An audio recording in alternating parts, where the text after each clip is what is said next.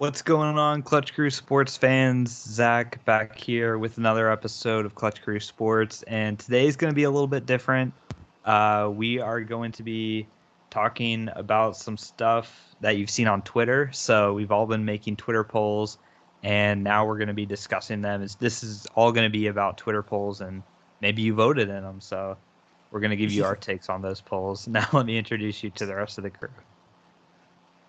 What's going on, guys? I am Connor, the co-host with the most, and got some good feedback on these polls. More feedback than I thought we'd get. So, at least we sometimes have a little bit of trouble getting feedback on some of our other posts, but our polls got some good votes. So I'm excited to discuss these. There's some surprises I was discussing with Eric before the podcast started about on some of these polls. So I'm interested to see what the other guys think about them and have a good discussion about them. All right, y'all, and what's going on? This is Eric here, your ranting co-host, and I share my same thoughts as Connor. I'm excited to do this episode. I know Zach and I kind of did this once, but I think it's going to be more fun with everybody here, so looking forward to it. Hey guys, it's Nate here. Kind of like what the other guys said. Got some good feedback on the two polls that I posted, so I'm excited to talk about those and talk a little bit with the other guys about the polls they ran. Absolutely. So this is like Eric said, we did a segment a couple episodes back about this, calling it Ask Twitter, where we just made some polls, threw them up, see how they do, and then talk about them. And we're basically doing that on steroids this episode. So here we go, guys. I'm gonna start out sharing my two polls first. So the dates aren't on these polls, but they were from a little while ago. So this isn't the most recent news with mine, but the other guys have a lot more recent stuff in their polls. So the first question that I asked was, which young, disgruntled star defensive player would you rather have and why? Comment and vote. And Jamal Adams, the poll choices were between Jamal Adams and Unique Ngakoue. And Adams won the vote 77% to Jan's 23%. The poll had 56 votes, and it did have some comments. I'm not going to share screen all the comments, but most of the comments said Adams because one guy I know said he voted Adams because he would rather have a younger safety and a veteran pass rusher, which was interesting. I never really thought of that, but both these guys are around the same age. Adams has more career achievements, I think, with the All-Pro. Jan's never been an All-Pro, but they've both been to Pro Bowls before and are both definitely disgruntled with their teams, asking for trades from bad teams. So they're a little bit similar. I thought this poll would have closer poll results. I personally would have voted Jan here in this poll. Nate, I know you voted Jamal. Yep. Yeah, but Eric and Connor, what about you guys? Who would you have voted if you did vote? I don't know. I'll let you go first, Connor. Okay, well, yeah, I can't remember if I voted or not, but if I did, I know I voted Jamal Adams. I think more so for the reason being that I think there's a lot of the talent pool for edge rushers is so much larger than it is for safeties right now that I think if you can grab an all-pro, like top-tier safety, I mean, we saw what it did for, a little biased here, but we saw what it did for the Steelers defense when they made that trade for Minkah Fitzpatrick. Like, it turned their secondary into, like the new no-fly zone. Like, it was unstoppable to get around. So, and, I mean, there's so many edge rushers out there. There's, like, T.J. Watt, there's Von Miller, Chris Jones isn't really an edge rusher, but he can still pressure the quarterback. Joey Bosa, Nick Bosa. There's all these young edge rushers and everything out there that, like I said, the talent pool to me seems bigger. So if I had one to pick, I'd rather have Jamal. And also, like he said, he's a bit younger, so something that you can build on for the future. Mm-hmm. Eric, what about you? Yeah, I'm going Jamal Adams too, but for me, it's more so just based on my team's need. So with the Jaguars already having Josh Allen and then drafting Chase on. Forgive me if I'm pronouncing his last name wrong. I feel no, like that's right. I feel like the Jaguars are pretty. It's his first name. That's the hard one. Yeah, Kalavon. Kalavon. I feel like the Jaguars are pretty set at the edge rusher position right now, whereas our safety core is not really that good. So I would much rather have Jamal Adams, but that's just more so for my team's needs. Like I've been really happy having Jan on the team, and I feel like he's been he has a little bit of weakness in the run game, but I feel like he's such a disruptor in the pass game, because one thing that's very underrated and not talked a lot about him is his ability to generate pressure. He doesn't just get sacks from time to time. He creates a lot of pressure, and especially in obvious passing situations where even if he doesn't get the sack, he forces a bad throw. So Yannick Ngakoue is very good, but he doesn't want to be on my team anymore. And then having an amazing safety like Jamal Adams couldn't hurt. So I'm picking Jamal. Yeah, no, the reason I'll quickly say why I would say Jan, because Connor was talking about the talent pool at edge rusher, but still it seems like that's what every team wants to draft in the first round is edge rushers and stuff, and you can never have enough of them because they do get hurt, and I do think they're much more important than safeties are. I think you can get away with having really good corners instead in your secondary and having average safeties. Good safeties definitely help, but Jamal Adams has never really lifted that defense up. So I'm not as big of a fan of him. He gets a lot of personal foul penalties. It seems like he's he's like an old soul with his play style. And another thing too. Soul. Well, like, he hits he has hits that are illegal now, but in the older days they would have been. Yeah, no, I get it. That was just funny. and Jan, I mean, as far as his outlandish stuff, he doesn't do a lot of talking or anything. I know on Twitter he's been kind of crazy, but on the field he doesn't do a lot of talking. Whereas Jamal, he makes it seem like he's Ed Reed or Troy Polamalu already, and I'm not down with that. I value edge rushers better. I think Jan's underrated, and Jamal's overrated, so that's why I went with Jan. And then my other poll was, this was in reaction after the Hall of Fame game was canceled. I said, with the news of the Hall of Fame game being canceled, how worried are you about the NFL season? The options were on a scale of 1 to 3, 4 to 6, 7 to 9, or 10 as being most worried. And this was a very tight poll with the results. 4 to 6 and 7 to 9 actually tied with 31%, and then 1 to 3 was almost right there at 29%, and only 8% saying they were at a level 10. And the poll did get 40, so that was quite a few. And I'm probably at a 10 right now, to be honest. Nate, what about you? Tell me where you're at and why with now even the preseason games we know have been canceled. I believe I voted 10 on the poll and it was on Twitter. I think I'm still, that seemed like a little bit of an overreaction at the time, but now it's a little bit, I feel like, more justified. Like, definitely with the preseason being canceled, I think that helps, makes the start date a little more flexible, but I think there's gonna be a whole lot of concern from the players about, I think, doing the season and the logistics of that. So I'm pretty worried about that. Yeah, same. I mean, all it takes is one player to get this and pass it to a whole team, and then what's going to happen if a whole team gets sick? I just think there's so many things that are going to potentially going wrong with this, and coronavirus is spiking as of recently. So you've got that going on, and it's just I knew the preseason. I'm pretty sure the rest of the preseason will be canceled too. And that's going to diminish the quality of play because there's no training camps really right now. There's no OTAs or anything. Nobody's played or even been together up until now, which is unheard of for the NFL. And with all this stuff going on, the fact that this has never happened before for the NFL, that's another reason why too I'm at a 10, because this is unique times. You don't know what's going to happen. Normally I'm at a 1, but this is such a big enough threat to the season that I'm at a 10 for that reason. How much time we got left here before we go to you got like 2.5 minutes. Okay. All right. So what about you guys, Eric and Connor? What did you vote? And tell us why. I'll start with Eric.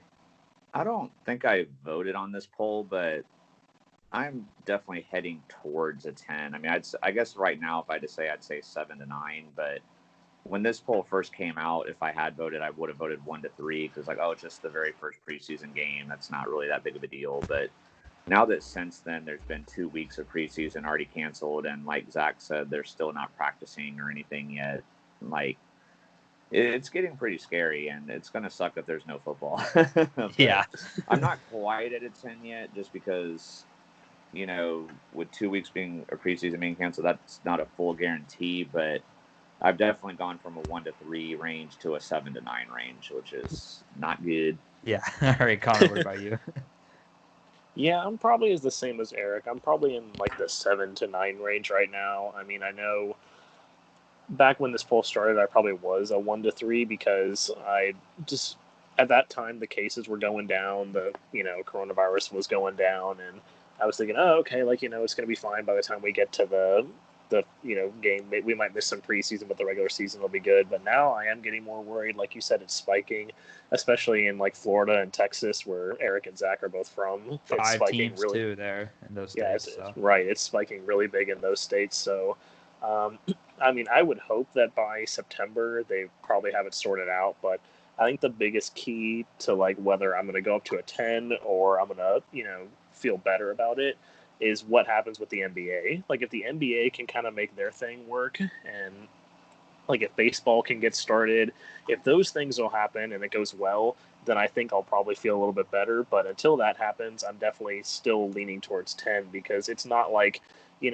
NASCAR and Formula One can get going and golf can get going because, they're social distancing. Like on the golf course, you're holes away from people, so it doesn't matter.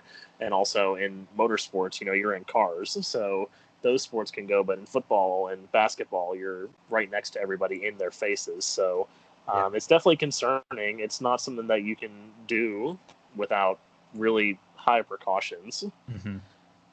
All right, let's get over and take a look at Eric's polls now. So, Eric, tell us about your 2 polls. Yeah, I mean, so I definitely want to leave mine open to a lot to discussion. My polls were pretty simple, so there's not much to explain really. So, if the NFL season is able to go on, I asked out of the 4 teams in the NFC and out of the 4 teams in the AFC that got last place in their divisions, which one has the best chance of going from worst to first. So in the NFC, you have the Cardinals, the Lions, the Panthers, and the Redskins. And the Cardinals ran away with this poll here. And in the AFC, you have the Dolphins, Bengals, Jags, and Chargers. This one was a little more split, but the Chargers did get the most votes with 34%, and the Dolphins getting 32%. So in terms of Twitter, with the NFC, I tend to agree with them.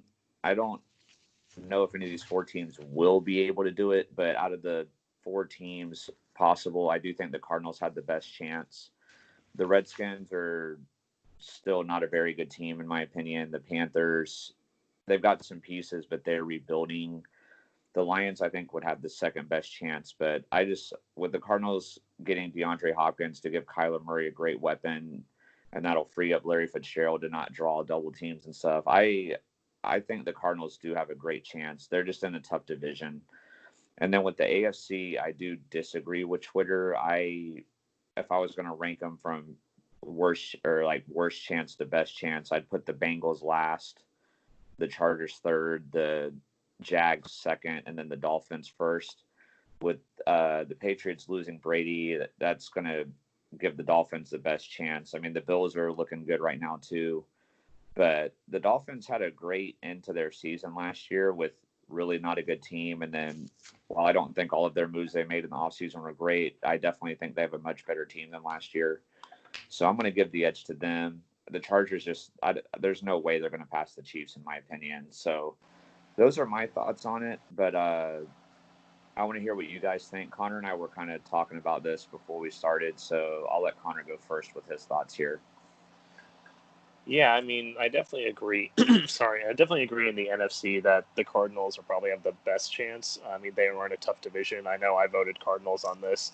I did have a tough time with you were discussing how, the Cardinals kind of ran away with the NFC and the AFC one was closer. I actually had a tougher time deciding in the NFC one between, I don't think much to, sorry, Jackson, despite all of the messages you've been sending us in Discord that the Panthers are going to go to the Super Bowl if they get a tight end and blah, blah, blah, blah. Oh, yeah.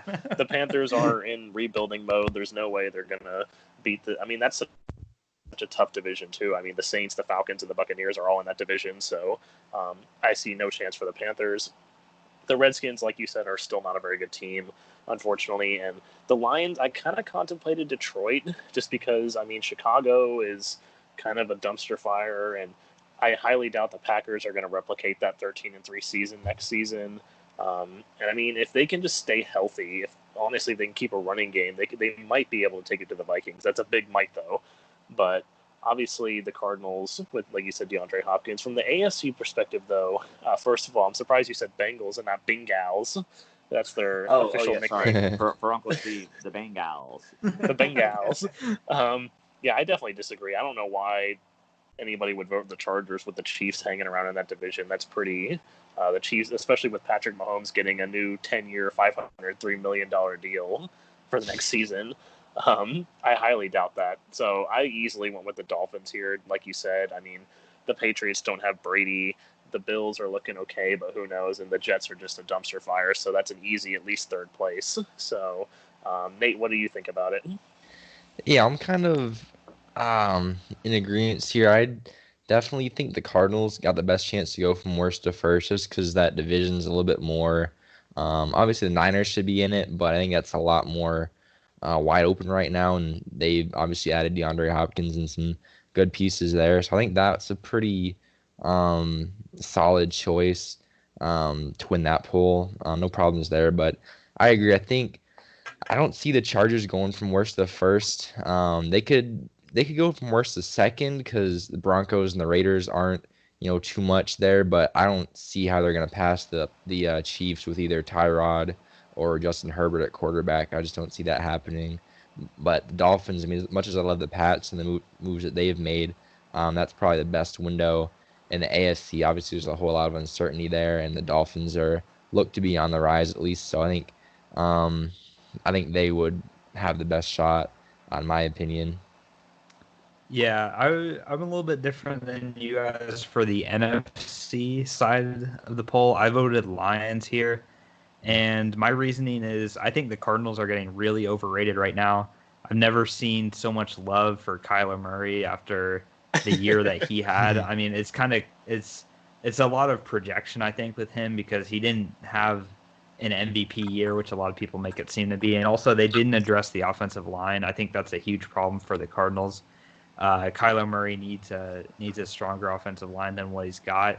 So I still think the Cardinals are probably the worst in that division with the Rams, Seahawks, and 49ers. I still think they're the worst. Whereas the Lions, they get to play the Bears. That's a free win. The Packers, I think, are going to be much might disagree with you. They might, but I don't really care.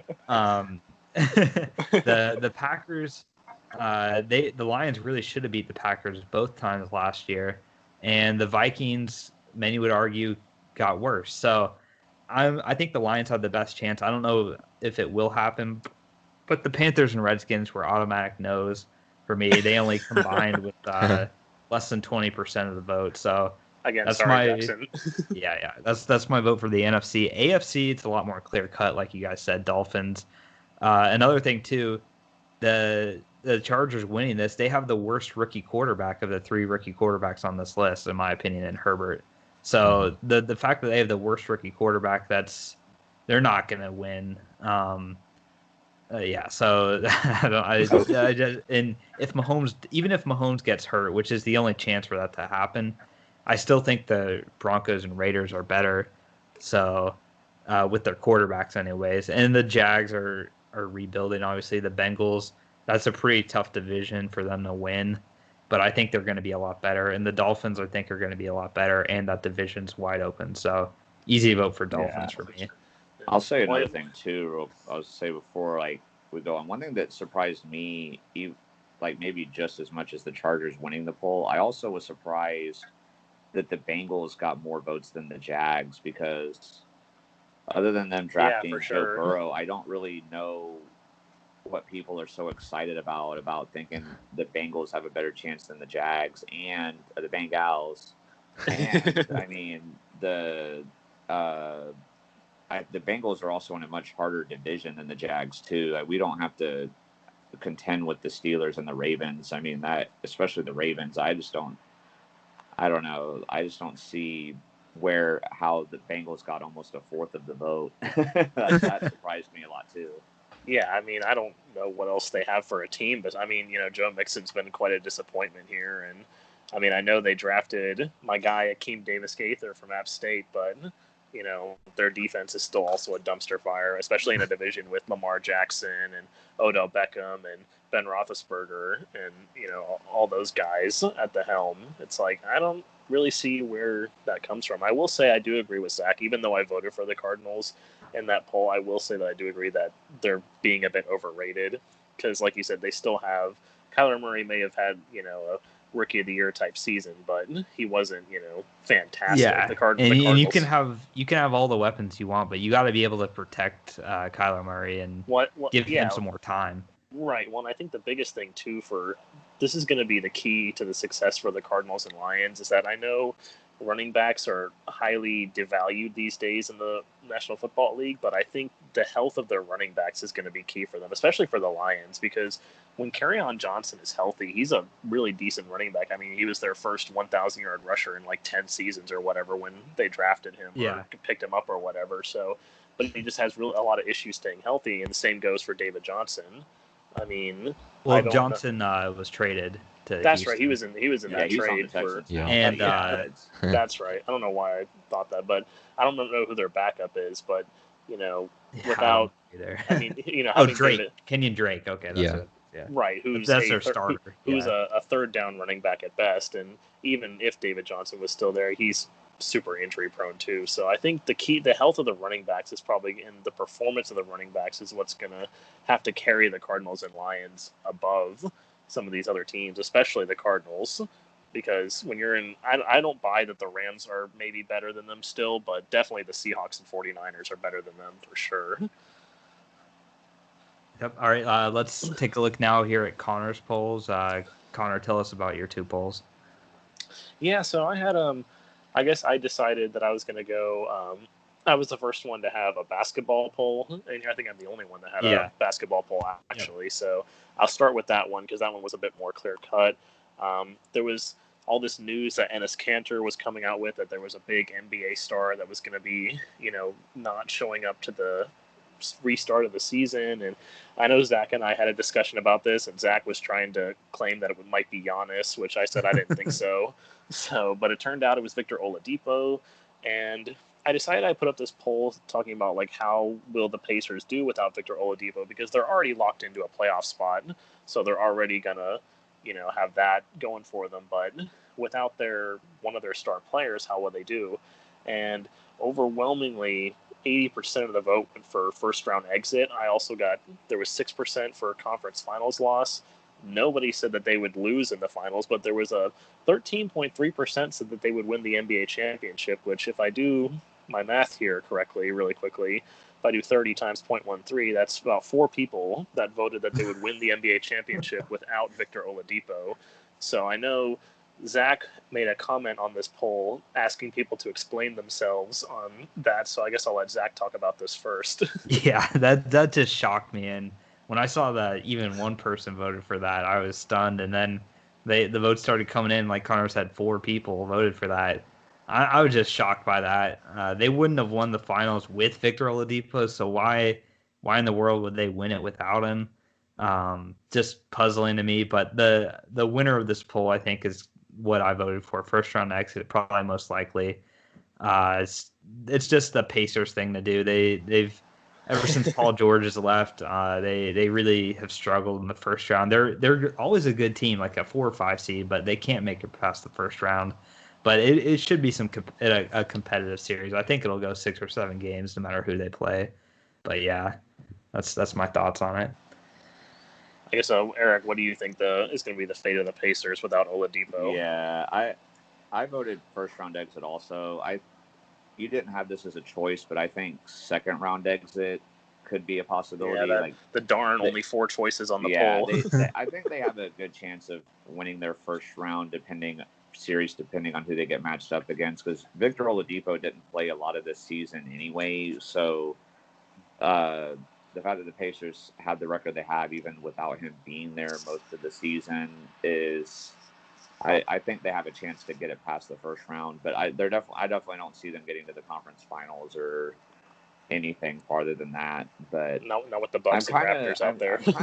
I'm kind of disappointed with Victor Oladipo doing this because I know he said it's like concern over his injury, but he was playing before COVID-19 struck. He had already rehabbed from his previous injury and was playing again. So to me, it's kind of disappointing because when he was with like the Magic and the Thunder, he was kind of viewed as more of a role player there. And then when the Pacers made the trade, sending Paul George to the Thunder, and because he wanted out and getting Victor Oladipo, they told him, you're going to be the face of this team, and we believe in you. And I remember hearing them talk about that a while back.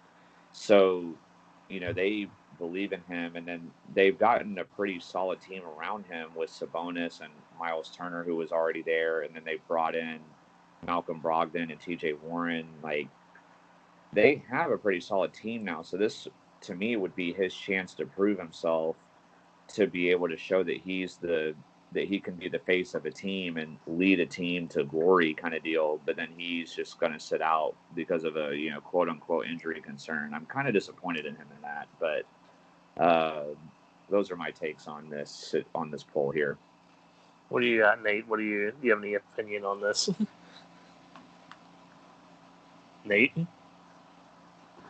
might be okay. I had my mic muted when I wasn't talking because there was little bit of background noise. But yeah, I'm basically with you guys here. I'm with like Zach on this one. I don't see how anybody could vote for championship or finals. I think first they just don't have the talent without a star like Oladipo to go. I think past the first round. I think they're only taking the top. I mean, granted it's still a big playoff field, but I still think in a series like that they don't have the talent to get by any of those teams. So I'm going first round exit here. All right. So then the second poll that I had, which was much closer, as everybody knows, the Washington Redskins and also now the Cleveland Indians are discussing this about changing their nicknames. So with the Redskins changing their nickname, I decided to put up a poll. Obviously, again, I wish we had more than 4 slots to put up suggestions, but what the Redskins' new nickname would be. 34% voted other. I'm assuming a lot of those votes were for the Red Tails, because as you see, there's a few comments on here where people put Red Tails. I know Zach put Warthogs. I'll explain that. Zach also suggested to me that they should change the logo to a potato and keep the same name. That would also be good, or like an apple. But then the other options I put Defenders, because obviously that was the name of the DC Defenders in the XFL. Someone actually did comment that they should do that, but change it from Washington to DC. Yep, shout out to Brody Sports Talk for that. That's Caleb. And then the Warriors seems to be the front-running name right now, so I decided to put that. That got second on the poll. And then I put the Sentinels up there because if anybody's seen the movie The Replacements, the Washington Sentinels are the name of the team. So I decided to put up there. That was last place. But I'm in favor of it. I would actually have to go with Defenders here. I liked the DC Defenders name, but I guess I'll start with Nate. What is your opinion on the name? What it should be? Yes, this is one that definitely I think a really interesting one. Like I've been thinking about it myself personally. I think I would have selected the Red Tails for this one. I just think that's a pretty cool. It's definitely a unique name, and it's definitely like got a cool like history to it with the the Red Tails and like Tuskegee Airmen and all that from back in World War II. Like that'd definitely be a cool way to like honor the military and all that.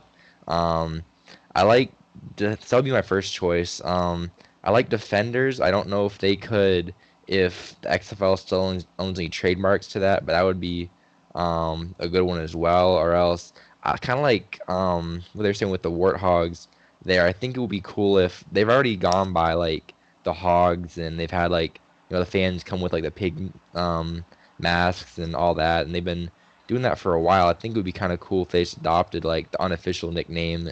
I mean, people already, I guess they're pretty into that in Washington, so maybe find a way to make it like official, and that could be an idea. I don't know, a catchy Warthogs is pretty good. I don't know another catchy name for that, but I don't know. I had a hard time with this, and there's definitely a few good ideas there. But I think Red Tails would probably be my top choice. Yeah, definitely. What about Zach and Eric? What do you guys think? All right, I'll go next here. So I voted other, and I commented Warthogs as my choice. The thing is, in Red Tails would be a good name suggestion as well. The only one listed on here that I really have a problem with would be Warriors, because the NBA team Warriors is doing so good right now. That just doesn't sound right, and Disrespects the name. yeah, Yeah. it just doesn't feel good for them to do that.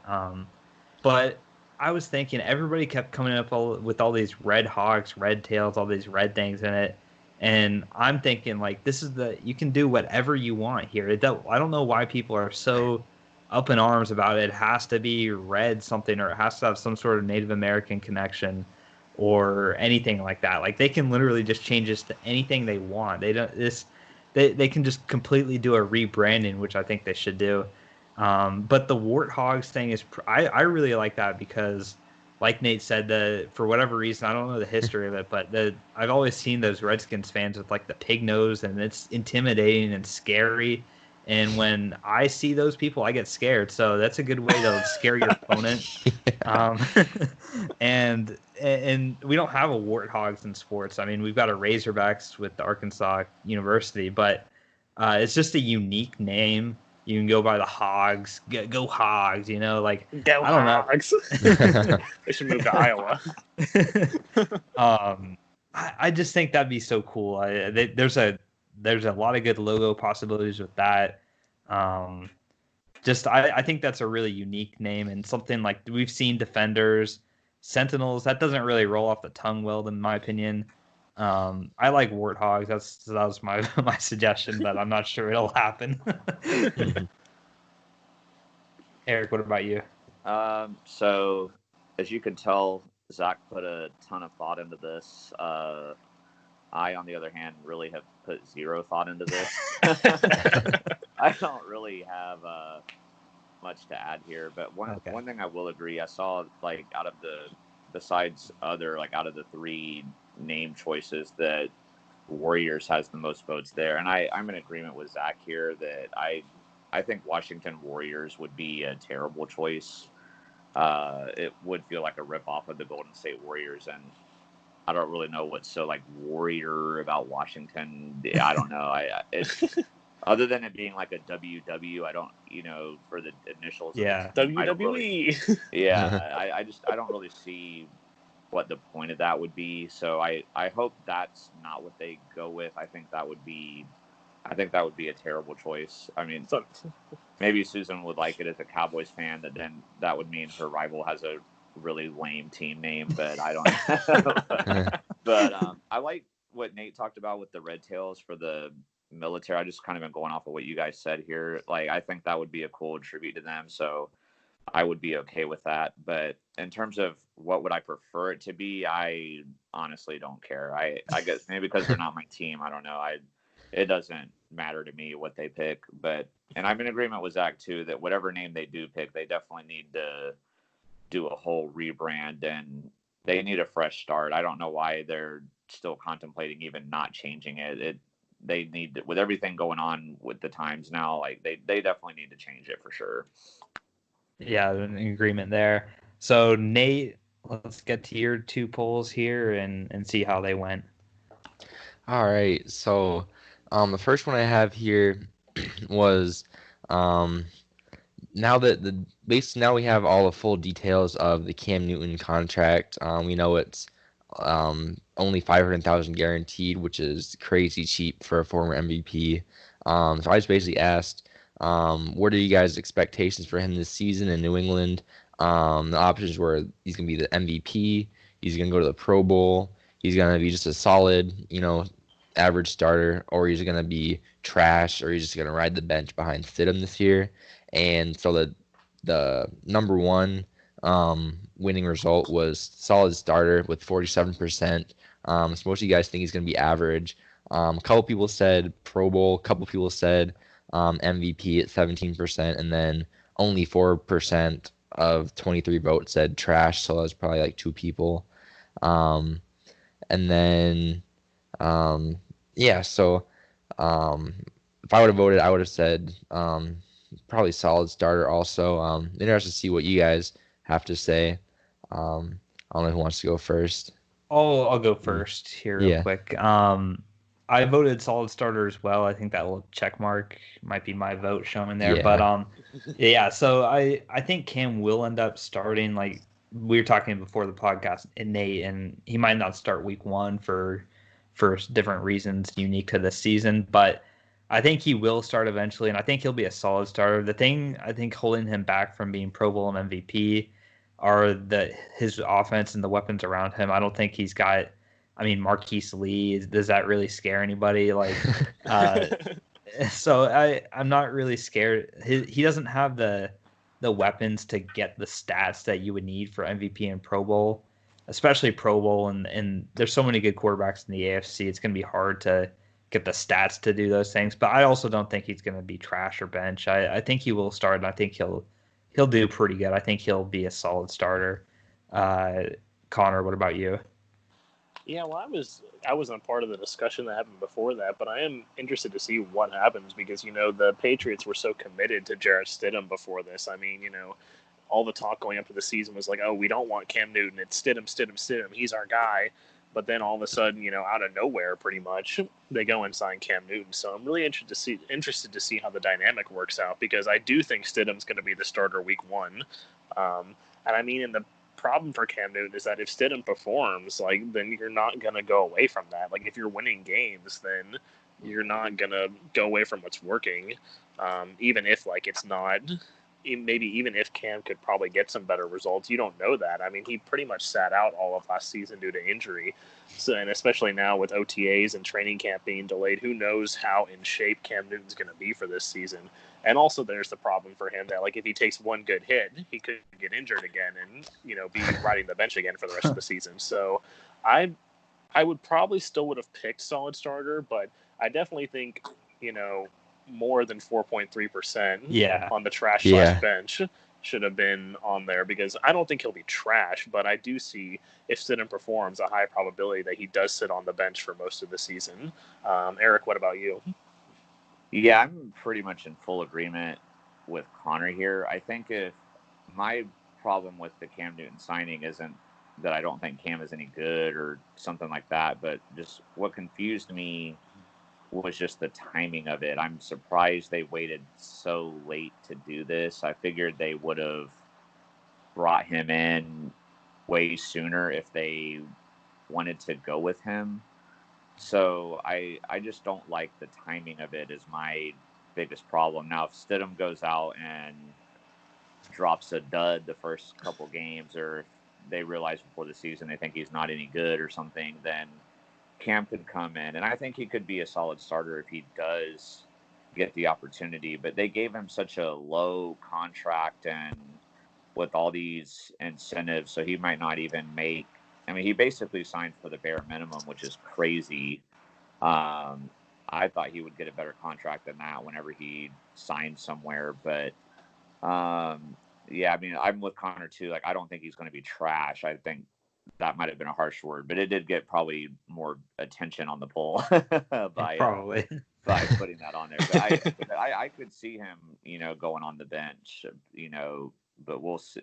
I don't know. We'll see for sure. But definitely I can't see the exact percentage there because Zach's Skype logo on my screen, but however many people voted 2020 MVP is 17%. 17% might want to lower their expectations a little bit because that's not happening. Well, hold on. Let me do some quick math for you, and I'll tell you exactly how many people voted for that. It's got to be 3 or 4, maybe. It was four people. Four people voted 2020 MVP. Probably the same 4 people that think the It was, Pacers are going to probably get it was probably They got a lot of Jackson optimism, and though, like it was given probably that. Jackson and like 3 burner accounts. Yes. Yeah. Maybe one of those was Jackson because I know he loves Cam Newton. Yeah. Yeah. So that would be definitely an interesting situation to watch there. I'm with you guys. I think my expectations are kind of in check, but definitely interested to see what the Pats do at the QB position this year. So my second poll I posted didn't get as much interaction on that one, only 11 votes. But the question was, with the MLB releasing their schedule, they're only playing 60 regular season games this year, which is down from they usually do 162, so it's under half the games are going to be played this season, basically almost a third of a season. So I said, with only 60 games being played, should the MLB still name their league MVPs and other major awards like the Cy Young, um, uh, Silver Slugger, all that type stuff?